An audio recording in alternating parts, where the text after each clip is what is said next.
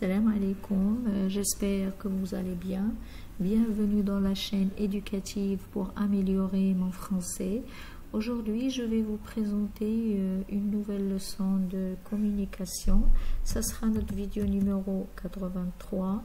On va essayer de savoir comment peut-on exprimer une hypothèse.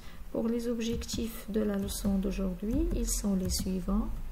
Définir le terme hypothèse et déterminer son rôle, puis indiquer les procédés exprimant une hypothèse, quelles sont les nuances qu'on peut utiliser pour exprimer une hypothèse.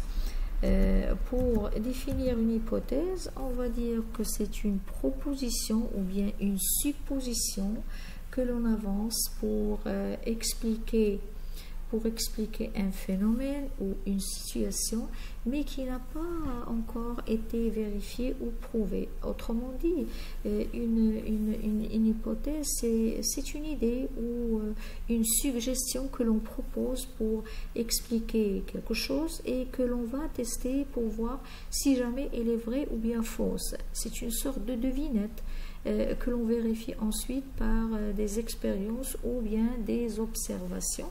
Pour le rôle, l'hypothèse sert à guider la réflexion ou l'enquête pour tester ou valider une théorie. Elle sert de point de départ pour évaluer une idée.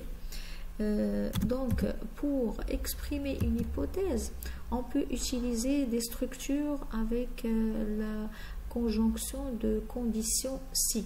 On a trois manières. La première, la conjonction de conditions si plus le présent plus le futur simple. L'hypothèse est réalisable dans le présent ou bien le futur. Voilà l'exemple. Si tu étudies, tu réussiras. Donc, c'est sans faute. Tu étudies, tu réussiras. Donc, c'est une hypothèse qui est réalisable dans le présent ou bien dans le futur. La deuxième manière, on a la conjonction de conditions si plus imparfait plus conditionnel présent. Ici, c'est une hypothèse irréelle et peu probable dans le présent. Souvenez-vous, dans le présent.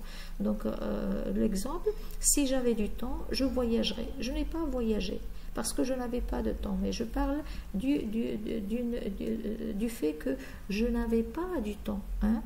Donc, si jamais j'avais du temps, je voyagerais. Pour la troisième manière, on a la conjonction de conditions plus que parfait, plus le conditionnel passé. Ici, l'hypothèse est irréelle, mais pas dans le présent, mais dans le passé. Voilà l'exemple. Si tu avais étudié, tu aurais réussi. Donc, l'année est passée, je pense que la personne n'a pas réussi, mais quelqu'un va lui dire, si tu avais étudié dans le temps, tu aurais réussi. Donc, pour exprimer une hypothèse, on a trois critères. Soit utiliser si plus présent plus futur simple, soit utiliser si plus l'imparfait plus le conditionnel présent, soit utiliser si plus que parfait plus le conditionnel passé. Voilà, j'espère que vous avez bien assimilé la leçon d'aujourd'hui qui est une leçon de communication. Comment exprimer une hypothèse. Je vous laisse, à bientôt. Wa fi amanillah.